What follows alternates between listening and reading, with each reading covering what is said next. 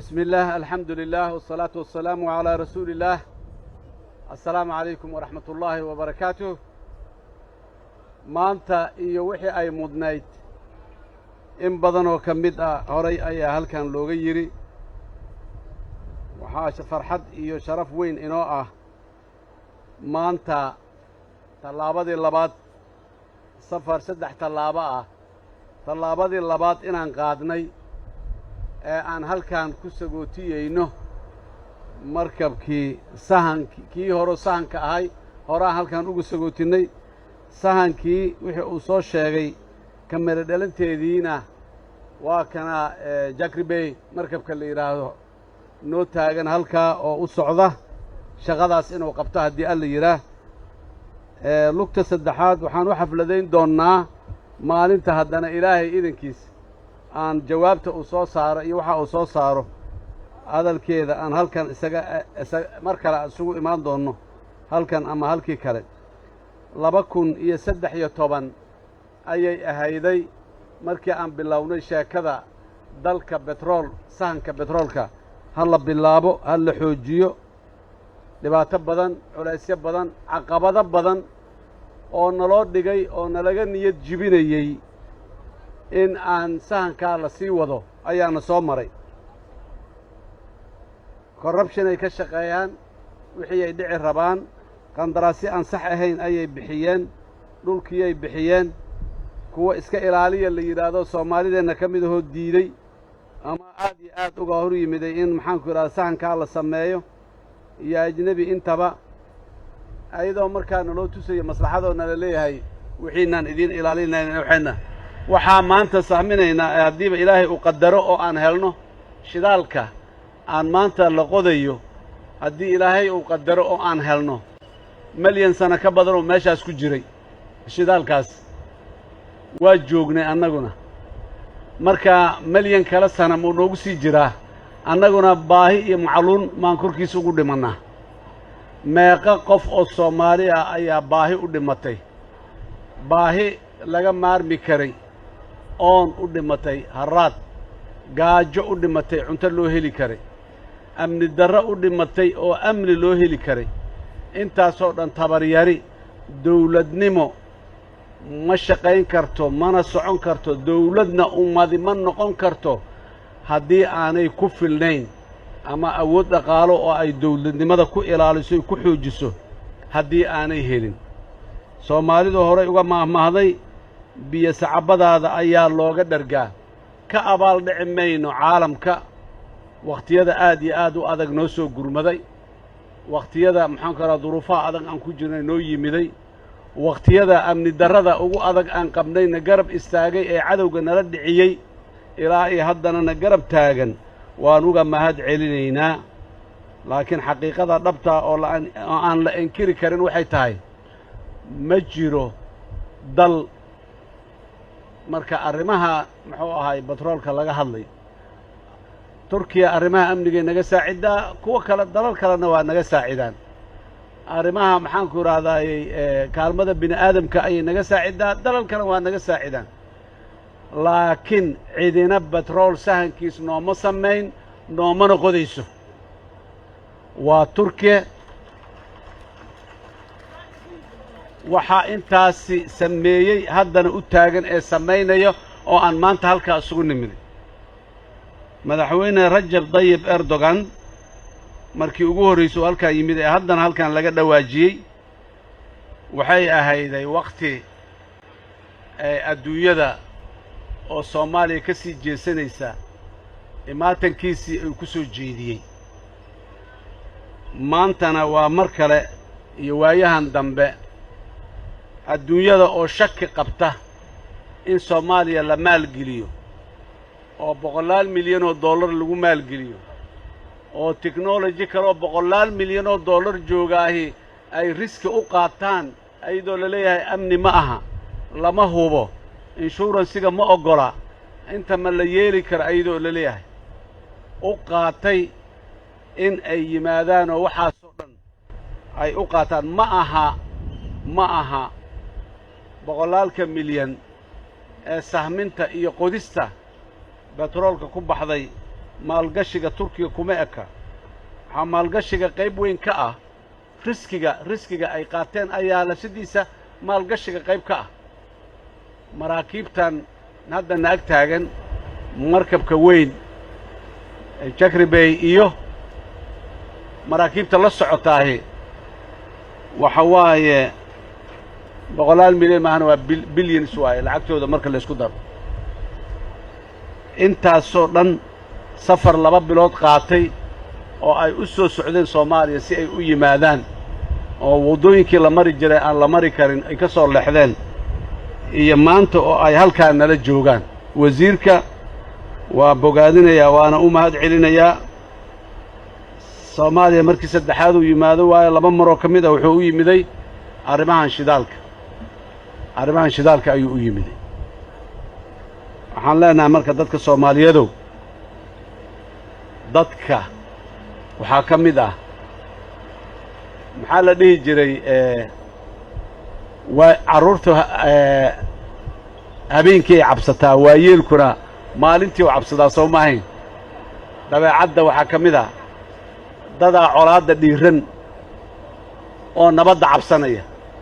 marka nabadaa loo sii socdaa la yidhaa waa baqayaa colaaddii in lagu noqdo uu ka shaqaynayaa xumaantii uu ka shaqaynayaa maxaan ku idhahdaa dhibkii la soo maray oon kulli waaye arag u ahayn uu ka shaqaynayaa wuxuu ka cabsanayaa nabadduu ka baqayaa waa haynaa qofka nabadda ka baqaya colaadda rabaahi inuu madaafiicii xabada soo rido bas maaha hadalka carabka afka madaafiic iyo gantaalo waa ka dhib badan yahay waxaad ku hadasho oo aad ku hadaaqdo madaafiic la soo tuuray ma marka qaarkood ayay ka dhib badan yihiin waad maqlaysaan dadka qaarkii ee Soomaalida ah ee aan kaliya aan ku ugu cudur daari karo ama aan dhihi karo garashadaa ka gaabatay waxa ay ku hadlayaan sidoo kale marka baahida iyo oonka uu jiro dadaa cabsada dhaanku markuu soo noqdo oo reerku biyaha u yimaadaanna dadaa cabsada yaa kaa soo doono ama kuwa kaa dhacay yimaadaan reer hebel ama ahaan biyaana si na amaahi ku dhahaan ama sidaas ayaa weligeedba taariikhda bini aadamka ay u soo jirtay dad wanaagga iyo iftiinka marka loo baxaya baqa colaadda iyo dhibaatada iyo culaysyada marka lagu jirana waxoogaa dareemaya in maxaan ku yidhahdaa uu yahay sidaas daraaddeed waxaan leeyahay dadka Soomaaliyeed meel kastoo joogaan ha qiimeeyaano waayaha ha arkaano waxa hortooda ka muuqda ma aha waxa loo sheegayo waxa hortooda ka muuqda indhahooda ay qabanayaan ha arkaan dadaalada socda ha arkaan ma jiri waayihii la soo dhaafoo loo joogan u joognay ha barbar dhigeen ilaan waxay barbar dhigaan ay haystaan Soomaaliya sida ra'iisul wasaaruhu hadda halkan uga sheegay way dhaqaaqda way socotaa Soomaaliya colaaddii Soomaali dhexdeed aheeday ka baxday qola khawaarij la yiraahdo oo caalamkoo dhan dhib ku ah ayaa dhib ku ah ayadiina waa ka sii baxaynaa maalinay dekedaan dhex taagnaayeenaa jirtay oo ay konteenarada la furo fiirinayeen oo la yaqiinay hebelaa maxaan ku idhahdaayey khawaarijta u jooga meesha wariyaa lacagta maxaa u soo diishubi weysa adiga maxaa u qarisay maxaan ku idhahdaayey 5 konteenaroo kuu tumiday adiga muxuu ay badacada aad uga been sheegtay dadka halkan dhexdeeda ku dhaha ilaahay mahadi maanta meel aad iyo aad u fog ayay jiraan dadka Soomaaliyeed dadaal ay la yimaadeen iyo xoog iyo xoolo ay la yimaadeen oo loogu kaalmeeyay ayaana keenay asbaabtaas waxaan leeyahay marka shacabka Soomaaliyeed waxaan rabaa inaan si cad idinkugu xaqiijiyo in dawladda federaalka ee Soomaaliya ay ka go'an tahay in khayraadka dalkan si hufan oo daahfuran loo maamulo labo in heshiisyada la galay ay noqdaan kuwa ilaalinaya danaha qaranka ma tabaraan guurnaa ma taakan guurnaa mase tabaraan guurnaa Soomaaliya maanta waa maalintii ay tabar guuraysay taa kama hubnay tabar aan guurno waa maalintay tabar guuraysay tabarteenna ka badan ayaan guuraynaa yaan guurnay aad baa maalin dhaweyto naloogu dacaayadeeyey dawladda loogu dacaayadeeyey dawladdan walaalaheen Turkiya lagu dacaayadeeyey arrimahan shidaalka iyo qaybsiga maxaan ku yiraahdaa manfacaadka ka imaanayo waxaan rabaa dadka Soomaaliyeed u sheego dawladaha dunida saddexaad ka mid ah oo dalkeeda shidaal laga helay oo shidaalkeedii already oo soo baxay oo suuqyada tagay 2013 markaan bilownay dardarta waayahan dambe aan gelin haddii aan gelin lahayn maanta shidaalkeena suuqu ooli lahaa markabkii qodaya hadda sii socdo maanaan dhaheen laakiin nasiib darro maanaan gelin dardar annagoo cabsanayno madaxdii iyo mas'uuliyiintii joogoo baqay waa dhaceen waa boodeen qarkaanay ka dhaceen xaggay la aadeen war khayraadka Soomaaliya ka soo baxaya aan rabno billions iyo trillions inuu noqdo walax qof dhici kara waa ka weyn yahay suurtagal ma aha marka waddankaasi nin diblomaasi oo ka socdo ayaa ila kulmay markaasaa wuxuu ku yidhi niyahow waxbaa idinka qaldan Soomaaliya haddaad tihiin maxaa naga qaldan annaga waddankeenna 10 sano ka hor la soo saaray shidaalkii yaa la bilaabay waa la soo saaraa suuquu yaallaa halaha waa la dhacay Soomaaliya oo halahaasay shidaalkii ka helaysaa la leeyahay horta dee maydaan sheegina waxaasoo ma jiraan oo kaas ma jiro oo kaas ma jiro shidaalkaani faa'ida laga helayo waa kala qayqaynsataa wuxuu yidhi wax kasta oo Soomaaliya ay heshay nuskeedaan haysanaa u dhac annaga nuskeed shidaalkeennana suuqaa lagu iibiyuhaa maslaxadda Soomaaliya ugu qoran heshiiska ay gashay nuskeedaan haysanaa annaga heshiiskeenna uu qorayey haddana aan helnaa shidaalkeenna waa la iibgeeyey niman yahow niman oo caabboonaa tihiina waxaad yeelaysaan dadka muxuu ahaaye idin maalgelinaya iska elina qodobka saddexaad in degaankeenna iyo baddeenna la ilaaliyo shidaalku waa seef laba afle degaanku waa hallay karaa waa environmentu qarribi karaa amni darrow keeni karaa khilaafuu keeni karaa waxaas oo dhan dawladda Soomaaliya way ka gaashaamatay wayna ka sii gaashaaman doontaa haddii alla yidhaa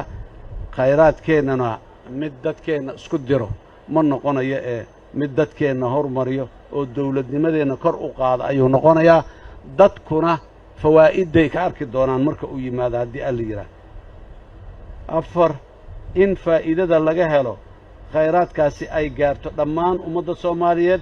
meel kasta oo ay joogaan dalka ma aha ceelka intaa laga soo qoday qoladaana muxuu ahay yaa iska leh oo qaadanaysa maaha khayraadka dabiiciga ahi waa hanti ummadeed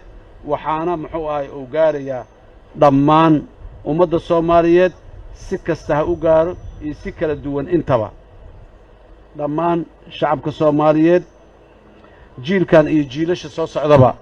ilaahay idinkiisa way dareemi doonaan saaxiibada caalamka iyo maalgashadayaasha waxaan leenahay waxaan idiin sheegayaa in Soomaaliya maanta ay tahay dal furfuran maalgashiga soona dhaweynaya sameeyay shuruucdii muhiimka ahayd ee ilaalin lahaa maalgashigaas idinkuna saaciidadii aad nagu saacideen inaan shuruucdaas iyo nidaamkaas sameeyno dalkana aan ka dhigno dal xasiloon ilaa iyo haddana nala garab taagan yahay waa ka mahad celinaynaa waxaan samaynaynaa tallaabo kasta oo dhiiri gelinaysa maalgashadayaasha waxaan samaynaynaa qaadaynaa tallaabo kasta oo xuquuqda dadka Soomaalida ay leeyihiin ilaalinayso waxaan qaadaynaa tallaabo kasta oo dadka Soomaalida ay mustaqbalka aan fogeyn inay la wareegaan wax walba iyo technology-giisa iyo maamulkiisa suurto gelinaysa ayaan samaynaynaa Soomaaliya ma aha dal ku suntan taariikh mugdi ah waa dal leh mustaqbal ifaya awoodna u leh in uu hormuud u noqdo gobolka geeska Afrika iyo caalamka intiisa kale marka aan ku biiraynay suuqa bariga Afrika marka aan ku biiraynay ururo badan oo caalami ah oo xagga dhaqaalaha ah muhiimadeena waxay ahayd inaan baryootano ugu maanaan beerin meel barya wax la isku siiyana ma ahane waa meel awood iyo aqoon iyo badeecad la geysto waa suuqna badeecada la geystaa Soomaaliyana waxay u diyaar garoobaysaa inay suuqyadaas caalamka ay geysato badeeco ay ku kasbatay khayraadka ummaddeeda maanta waxaan qaadaynaa tallaabo horumar ah tallaabadaas horumarka ah taariikhdeenna ayay sheegay ilaahay ha inagu guuleeyo waxa qalbigeenna ku jira ee aan jecelnahay waxa ummaddeennu ay jeceshahay aan isugu ducayno ilaahayna aan barinno in ilaahay noo fududeeyo naguna guuleeyo aan iska dayno jikaartan eedayn caay eryaysa naga erido dadkii dalka inay yimaadaan ay maal gashtaan rabay mugayna arkaan war kuwaan ma la maal gashan karaa horta lacag xoola tacbanoo qaasnada ku jiro account bangiya yaallo inta la soo qaado meeshaan ma la keeni karaa inaana dhahin waxaan rabaa dadka soomaalida in sheego caalamku dhammaantiis turkiya oo kale ma aha madaxda caalamka dhammaanteedna rajab tayyib erdogan ma aha aan abuurno jawi kuwa shakiga qabaahi shaki bixiyo aan abuurno jawi kuwa maslaxadda leh ayagu maslaxaddooda meel ay ka heli karaan iyo si ay u heli karaan ay u taallo aan ka dhigna soomaaliya waa awoodnaa ilaahayna dalka meesha ugu adduunyada meelo badan ayaa hostage waxaa loo yahay geographiga mowqica la degan yahaa loo yahay annaga ma ahin hostage uma ahin waxaan u haysannaa muxuu ahaay fursad maslaxad marka waxaan leeyahay dadka soomaaliyeed isku kalsoonaada dalkiinna ku kalsoonaada dawladdiinna ku kalsoonaada midda maanta jirta iyo kuwa jiri doona mustaqbalka intaba dalka waxaan la rabnaa dal dimuqraadi ah oo xukunkiisu baahsan yahay oo qof walba fursad u leeyahay hoggaanka dalka inuu noqdo talada dalka inuu ku biiro oo kula biiro ra'yigiisa uu kula biiro u hoggaansanaanta qaanuunka soomaaliya 36 sano waa waqti ku filan siyaasad qofaysan qof hebel la yidhaaho siyaasad uu leeyahay oo asaga ku kooban oo asaga ka bilaabata asaga ku dhammaata soomaaliya waxay u socotaa siyaasad tandiim iyo nidaam leh hay-ada leh qawaaniin leh qawaaniintu ay hagayso la ilaalinayo qof waa ka nimiday qof wuxuu nahayaa 36 sano ayaa siyaasad qofaysan ay meesha nagu haysaa waa ka nimiday dadka soomaaliyeed waxaan ugu baaqayaa in aanay dheg jalaq u siinin midka aniga reer hebel aniga ku jiraahe adiga yaa tahay ha la yidhaaho adiga yaa tahay qof hay ahlan wasahlan ilmahaagaad qof u tahay maxaa rabtaa inaad noqotid hoggaamiyaan rabaa dalka inaan hoggaamiyo meel hebelaan dawlad goboleedaan rabaa inaan hoggaamiyo ee hay-ad hebelaa inaan hoggaamiyo haye maxaa ku hoggaaminay mas-uuliyaddaas haddaa qaadid waa maxay waxa aad la imaanaysa waa maxay ballanqaadkaaga ballanqaadkayga waa 1 iyo 2 iyo 3 laakiin berri waa ka bixi karaa maya ballan ummadeed haddii la galo gudashow leeyahay hadday tabartu ku diiddo waa halkeeda haddii duruufo aad ballantii la fuli waysa ay yimaadaan waa halkeeda laakiin adiga inay kaa timaado marka horeba rabitaan ballan fulin la'aaneed oo wixii shalay aad ku baaqday cagsigooda aad maalin walba ku hadaaqdo oo aad ku hadasho soomaaliyay dhegihiinna fura oo waayihiinna fiiriya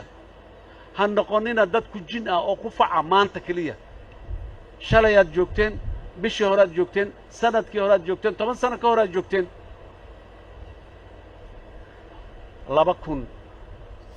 2016 berigii doorashada iyo ololaha lagu jirayaan dadka Soomaaliyeed la hadlay hadalkayga waxa ka mid ahay war dadka xilka aad u dhiibaysaan u fiirsada Soomaaliyeed oo khalfiyaadkooda iyo backgroundkooda fiiriya dadku muluq hadda dhashay oo maxaan ku ahay tallaabo qaada ma ahane waa soo joogeene fiiriya ballanqaadidii shalay qaadeen fiiriya markay mas'uuliyad soo qabteen waxay qabteen fiiriya waxa lagu aamini karo lagu hadlayn karo fiiriya yaanan qof idin balahbalahayn yaanan lidin cabsi gelin doomsday people dadka yani yawmul qiyaamaha adduunyada dumayso intay ka soo dumay waa la kala tagaa nin walba tuuladiisu u noqonaya xagga laga dhacaya ma jirto meel loo noqonayo male waa ka nimiday ilaaha naga keenay وإفايو عصوا هرتا إنك مغضو إفتين كاسان ربنا إنا قارن كيال من مين وحي أن هرو صومرني dadka Soomaaliyeed mar kale waxaan leeyahay aan badino ducada iyo rabbi tooga aan badino dadaalka iyo midnimada aan badino xumaanta iyo hadallada aan waxba taraynin ee adiga annagana kala geynaya caalamkana naga geynayana aan iska dhowrno adduunyadu waxay ku jirtaa internetkaasay ku jirtaa waxaad halkaa ka tiraahdo Soomaaliya lagu qiimeynayaa ogow qof walbo taariikhdaadana waa lagu qiimeynayaa ogow ma jirto wax xumaan oo mustaqbal soo socdo mustaqbal cad oo qurux badan oo Soomaaliya khayraadkeeda ay ka faa'iideysatay oo Soomaaliya loo soo baryo tago loo soo shaqo tago loo soo maxaan ku raadayay dana tagaa soo socdo oo aan dheerayn oo dhow yaana laga hor istaagin aad iyo aad u mahadsantihiin wassalaamu calaykum waraxmatullaahi wabarakaatuh